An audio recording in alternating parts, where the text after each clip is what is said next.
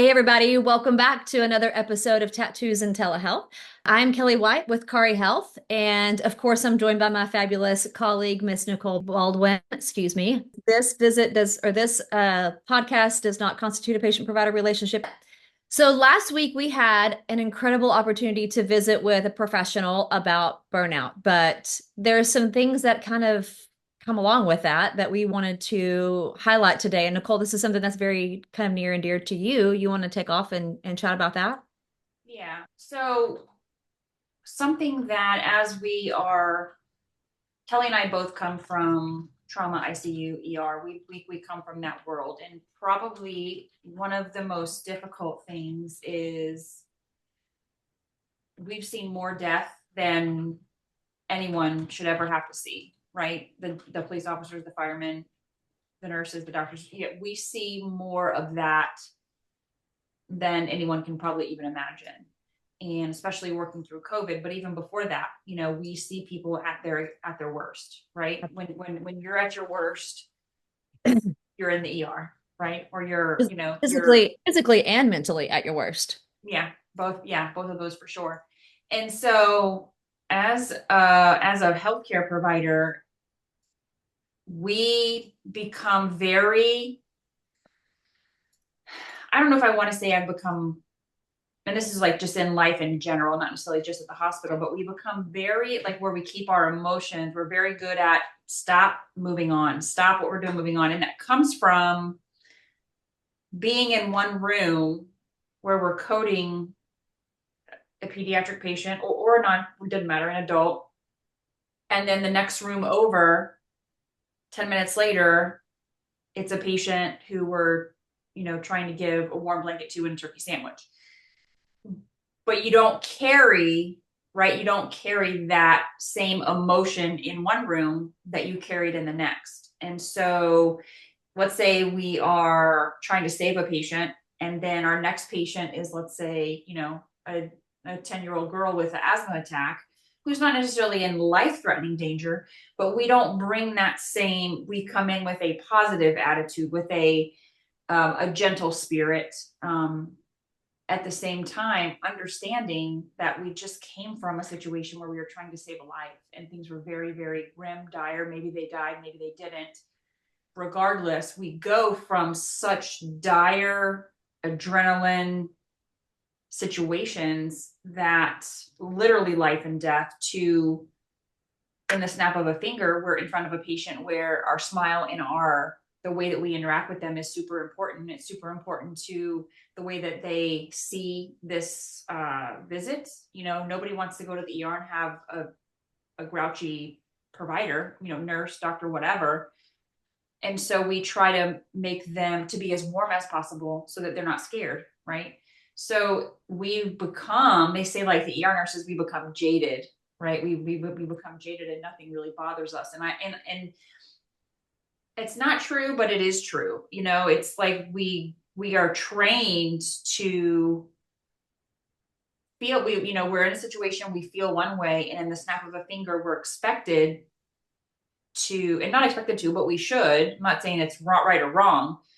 We go to another room where we have to be like, because that's what's in the best interest of our patients. And so we always want to take care of patients in the best way that's best for them. And in one room, it may be one thing. And then in the next room, it's a completely different situation. And so I think as providers, we get good at nothing really affecting us too much from an emotional standpoint. And I think that we struggle with that, and it carries into our home lives and it carries into our personal life as well. What are your thoughts on that? Am I rambling here? What are your thoughts on that? No, I think you've hit the nail on the head, but I think that what's important for not only other providers to hear us talk about, but for the public in general to hear us say is that we do care.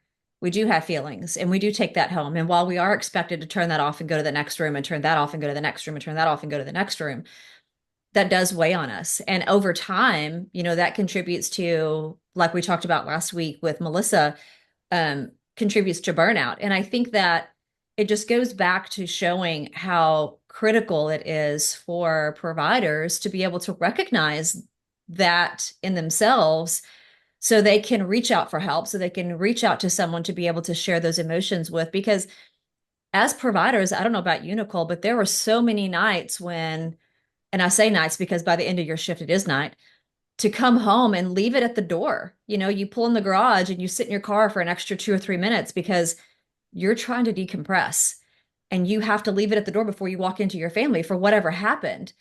And it is a lot and it is significant. And I think that we as providers take for granted that over the years of doing this, we learn to cope with what's happening from one room to the next to the next, like whether that's in the ER, whether that's in the ICU, or, when I finished up my in-hospital career in neurosurgery, we may have a gunshot victim in OR1 and then turn right around and have just your day-to-day bread and butter spinal fusion coming up next, and after you walked out of this very traumatic, very, very bloody, very terrible, emotional, everybody is on a high from this gunshot to the head.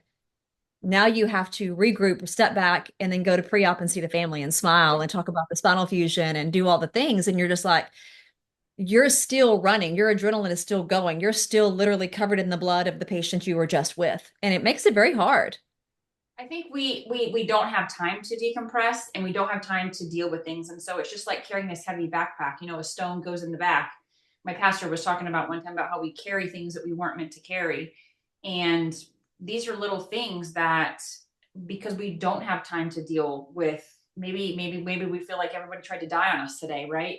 But when Yeah. we go home, our kids still want, they're super happy to see us, what's for dinner, you know, so you just put it away, you just put it in the back, you just put it in your backpack, and you just truck on. And over years and years and years, it's all just, you just never have the time to decompress and deal Yeah. because you're running, because it's just the nature of the beast. And so it's not that we are saying that it's bad or it's good or indifferent. It just is, like, it just is. And I think awareness for providers to say it's okay to feel overwhelmed, it's okay to feel just like you've kind of walled off. And I think that that's where therapy, as we met with Melissa last week, therapy for providers is super important, because we put things away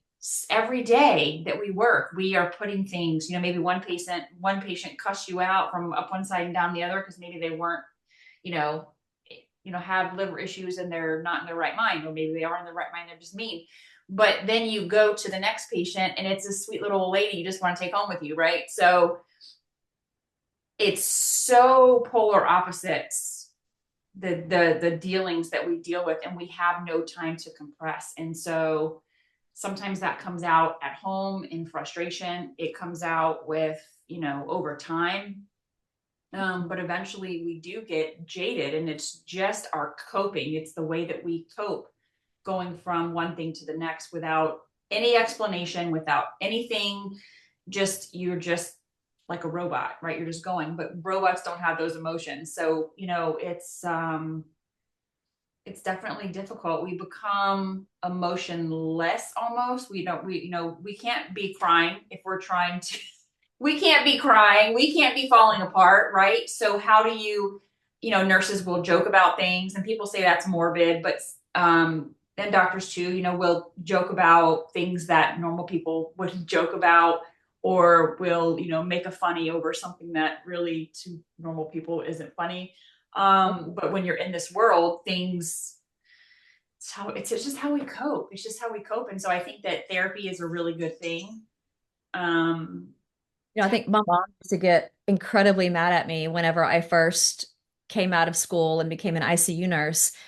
And those first couple of years of learning kind of how to cope with that and how to deal with the emotions that came along with it,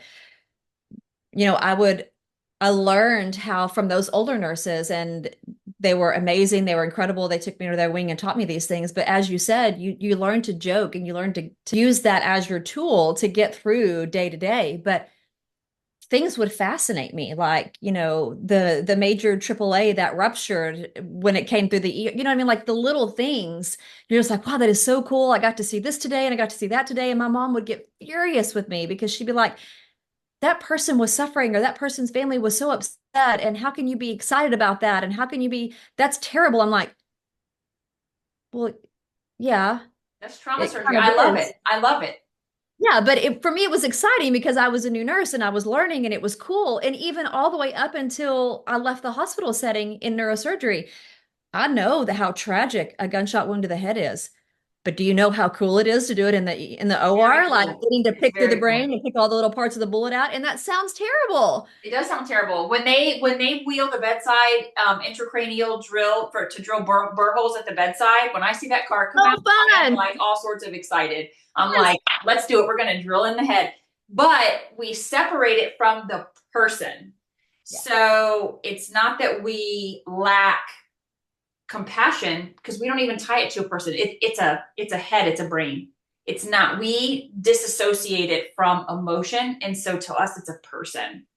So example, it has ruined, being in medicine has ruined haunted houses for me, right? Because now when I go and I see guts and it's like in like a haunted house, I'm like, oh, that's a bad liver.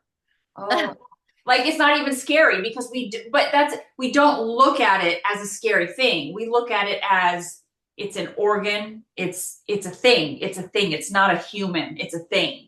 And so we are very good at disassociating that because like you're saying, you see it as a gunshot wound to this head, not Bobby, who is a college student and was just at the wrong place at the wrong time. We don't know any of that. We don't know any of that, and we'd probably rather not. I We wonder. just know it as we're trying to save this head, this person, but we don't have any emotional attachments to Yeah. this person. I will tell you, when my dad went into surgery for his total replacements, I did not want to be in the OR for that because I didn't think that I would be able to handle it. Just the way that we move things around, the way that we hammer, and the way that we saw, because I have an emotional connection. And so we've learned to not have emotional connections because that's how we deal with things. Yeah, So it's very tough to struggle that at home and, in sure. the hospital. Sure. I think that the whole point of it is, kind of what Nicole and I are trying to get at is one, it's okay in that moment to disassociate your feelings professionally and personally, You because have it's to. what we have to do to survive in our field. And then two, it's okay to step back and then feel those emotions if that is what you need to do to get through the day. Those emotions wouldn't exist if it wasn't okay to feel them. So it's okay to feel those emotions after the fact. The struggle becomes where and how do we blend the disassociation and the feelings of the emotions, and how do we cope with knowing that those two have to separate the moment we walk through the doors of the clinic, the ER, the hospital, or whatever it is, and the moment that we pull in our carport or driveway or garage and come home to our families. And then also, I think what's the most important thing is having grace, number one, for ourselves, knowing that's a real emotion and it's okay. And then number two, for our families to recognize that you got to have a little bit of grace for us sometimes at the end of the day when we're not super emotional about something. You're like, why aren't you more upset about this? Well, I've kind of learned to turn that off.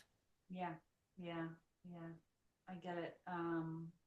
My ex-husband would say, "Oh, I got this. Oh, just like this."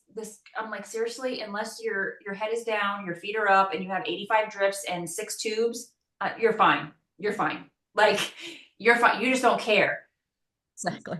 Not really about your little paper cut. No, I don't. I don't. And I'm not trying to be rotten. I just don't. Like, suck it up. Like, you know what I mean? And so we become, you know, we joke about it today because we're still friends, but we have to leave our emotions at the door, because if I felt an emotion to that person or that patient, I don't know that I would be able to revert back to my training, because emotions take over, right? Like, emotions take over when they come, they're strong, whether it's an anxiety attack, whether it's being tearful, whether it's being angry. It's hard to control emotions. And how can I control emotions and do what I'm trained to do? So the emotions have to stay out. You have to learn to put them out so that you can do your job. Because if there's an emotional attachment, it's going to skew your, it's going to skew the way that you're doing things, right? Like I would do things, differently because I have an emotional attachment. And so we learn to not have it. For sure. For sure. Absolutely. Yep. So what would you say if you were talking to a new provider, what tips or tricks would you give them to be able to cope with what they're about to face in the next 2, 3, 5, 10 years of their career? I would probably say to give yourself some grace and to get into therapy before you think you need it. Yeah.